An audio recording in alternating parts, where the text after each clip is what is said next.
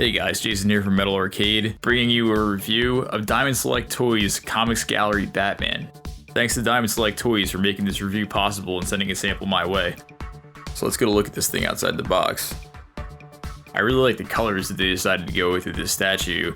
The blue, I've seen some promotional images where it was a much brighter blue. I think that it looks a lot better with this much darker blue. It's got a little bit of black in here. It's like a little just bit of shading, it seems like, with the color variation. I think it looks really great that way. Same thing with the suit itself. The costume is much darker gray than was originally shown off, and it's got all this damaged look to it, and it looks kind of dirty and weathered, which just looks awesome in my opinion. I think the original promotional pictures looked a little bit too clean for this to be like a battle-hardened Batman. You know, he looks like he's in the middle of a brutal battle, you know, as angry as he is, so I think this matches him a lot better. When the statue isn't under bright lights, it actually does look like the cowl and the cape are black. And I really love the scratches and dents all over the suit. It really looks like he's in the heat of battle. It looks like him at the end of Arkham Asylum, where his costume is just all torn up. The gadget belt has like a goldish but very dark color to it. It's like a very dark gold. I don't really know how else to explain it, but it does look pretty cool. I feel like they toned down and muted a lot of the other colors to make it match with the darker cape and cowl. Between the paint apps and the sculpting itself, I think they did a really great job of making this gargoyle base look very weathered and very destroyed, and like it's been through hell through the years. I like that the spikes look like they're rusty and weathered as well.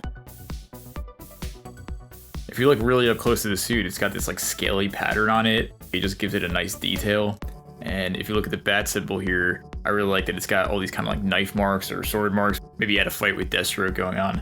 But I really like how the suit just looks totally beaten down and weathered, like he's been wearing this thing through a hellish night, or he just hasn't made a new suit in a while.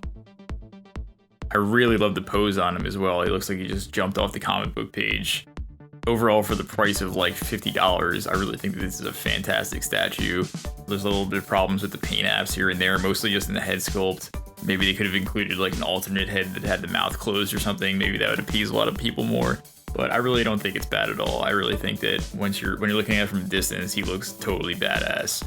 I love that on the gargoyle base, there's just a ton of scratches and damage to it, and it looks like it's just been rained on for a century.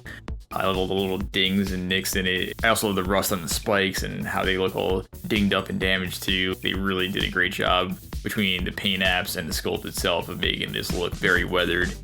I definitely like it belongs in Gotham City. Overall, this is definitely one of the coolest statues that I've seen out of the Diamond Select line, and it just really looks like an expensive statue, especially from a couple feet away. If you didn't know it was made out of PVC, you might think that it's actually made out of more expensive material. Thanks for watching this review, guys. I really hope you enjoyed it. If you did, click the like button, subscribe, hit the notification bell to really help me out, and I'll see you guys in the next video.